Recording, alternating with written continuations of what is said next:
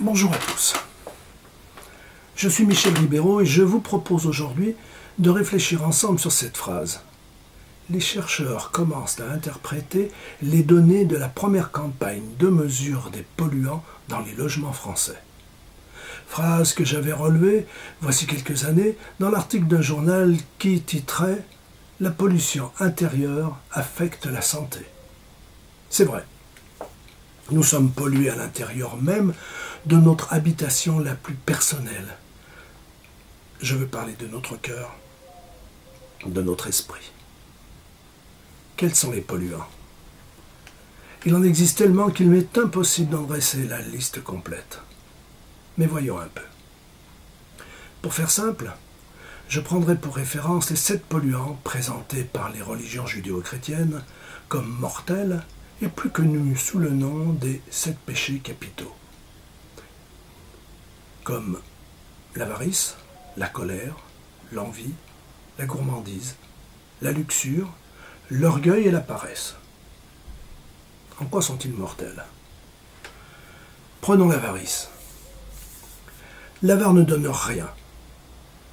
Ses seuls soucis, thésauriser, amasser, mettre de côté, cacher et protéger ses biens des autres bien entendu. Cela pouvant aller jusqu'à priver les siens et lui-même de tout confort jugé par lui-même comme superflu.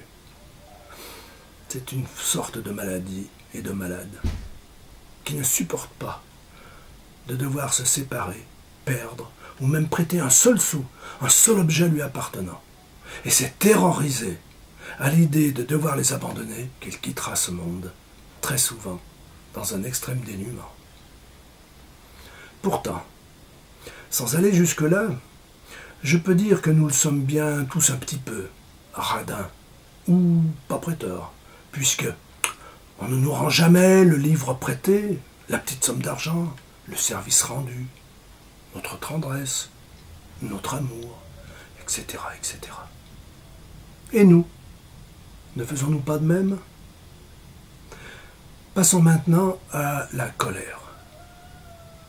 Qui n'a jamais connu cet état? À mon avis, très peu d'hommes. Et je n'en ai jamais rencontré. Par contre, nous croisons cette colère tous les jours dans les rues, au volant d'une voiture, au travail, à la télé, dans les reportages, les films, dans nos foyers et surtout dans nos propres cœurs et esprits. Et lentement, mais sûrement, si nous la laissons nous dominer, elle nous conduit tout droit envers les autres et envers nous-mêmes, au travers de nos haines et autres ressentiments, vers les violences, les guerres et les vengeances de toutes sortes. Voyons maintenant l'envie. L'envieux ne connaît pas la paix du cœur et de l'esprit, car l'envie est, par excellence, un poison mortel.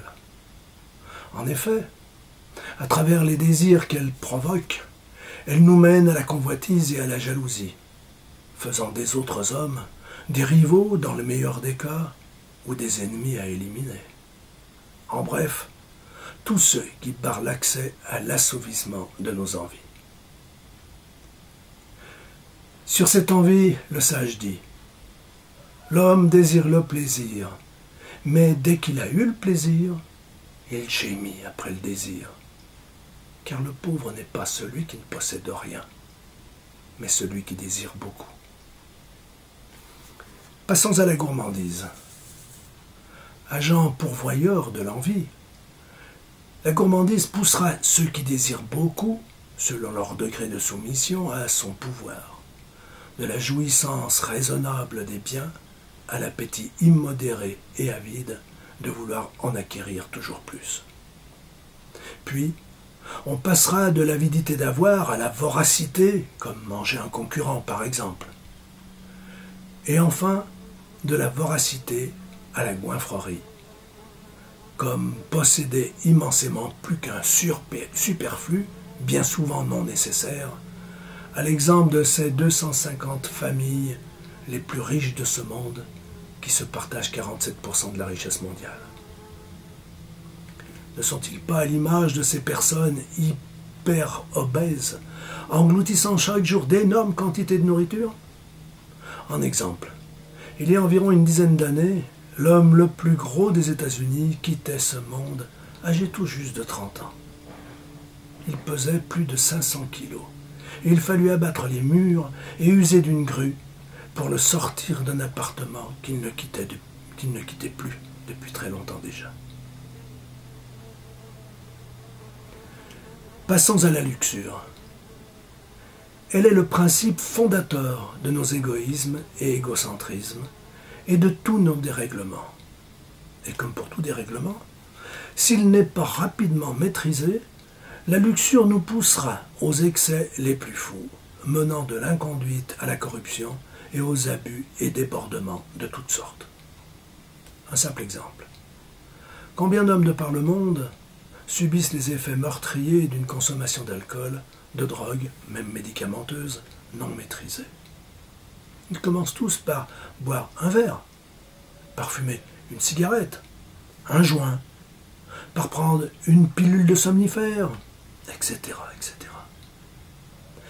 Et que dire d'une sexualité non seulement non maîtrisée à travers le monde, mais incitatrice à toutes les corruptions, faisant de l'être humain, hommes, femmes et enfants, confondus, une marchandise, juste bonne à assouvir nos faiblesses humaines, devenant ainsi les esclaves inconscients d'un maître sans pitié. Quant à l'orgueil, il est l'arme absolue de ce monde, car c'est lui qui fait croire à l'humain qu'il est quelqu'un d'important. Nos cimetières sont d'ailleurs remplis d'orgueilleux qui étaient en mal de reconnaissance. L'orgueil recrute donc ses plus fidèles zélateurs chez ceux qui ont laissé leur fierté se transformer en orgueil, chez ceux qui se croient supérieurs aux autres, qui dédaignent le petit et méprisent le faible. Ce faisant, l'insolence prend le pas sur la courtoisie et leur espèce donnera vite sa place à la morgue et à la suffisance. L'orgueilleux est détesté de tous, car son arrogance le rend insupportable, à ses semblables, à qui il renvoie, bien sûr, leur propre image. Et pourquoi tout cela? Comme le disait Jacques Brel, pour vouloir être grand l'espace d'un miroir. Et pour finir, examinons la paresse. Chez les gens aisés, celle-ci porte le nom d'oisiveté, dont on dit pourtant qu'elle est la mère de tous les vices. Et bien qu'elle soit assimilée à l'inaction ou au désœuvrement, elle est très bien acceptée chez les rentiers et nantis de tout poil. Ce n'est tout de même pas leur faute s'ils sont riches et ne sont pas obligés de travailler. C'est donc seulement chez les petites gens qu'elle prend le nom de paresse. Il est bien connu que seul le pauvre est un flemmard et un feignant. C'est peut-être pour cette raison qu'une certaine politique vilipende aujourd'hui le chômeur et le érémiste, qui osent se goinfrer de leurs misérables allocations tout en travaillant au noir, qui trafiquent, qui roulent en grosses voitures, etc., etc. Pourtant, c'est dans un bel élan de générosité et sans scier une seule seconde que nos députés s'attribueront légalement et à vie de très confortables allocations de 1 200 € mensuels en cas de non-renouvellement de mandat et sans aucune obligation à devoir chercher un nouvel emploi. Conclusion, il est peut-être temps que d'autres chercheurs, mais en humanisme cette fois, prennent la relève et réfléchissent sérieusement aux problèmes posés par tous ces polluants, invisibles à l'œil nu, mais terriblement actifs et destructeurs. C'est pour aller dans ce sens que je vous livre cette réflexion de Confucius que j'ai fait mienne. Le vulgaire ne rougit pas de l'absence d'amour et n'a pas l'injustice en horreur. Si aucun avantage ne lui fait signe, il ne bouge pas. S'il n'est pas intimidé, il ne s'améliore pas. Mais s'il est conduit au bien, dans les petites choses, il est attentif dans les grandes. C'est une chance pour les hommes vulgaires. Il dit aussi, si le bien ne s'accumule pas, cela ne suffit pas à faire la réputation d'un homme. Si le mal ne s'accumule pas, cela n'est pas assez puissant pour détruire un homme. Le vulgaire pense, pour cette raison, que le bien dans les petites choses est sans valeur. C'est pourquoi il le néglige. Il pense, de petites fautes ne causent pas de dommages. Par suite, il n'en perd pas l'habitude. Ainsi, ces fautes s'entassent jusqu'à ce qu'elles ne puissent plus demeurer cachées. Et sa culpabilité devient si grande qu'il ne peut plus être effacé. C'est donc vrai, la pollution de nos intérieurs affecte bien notre santé. Bonne réflexion à tous et à très bientôt.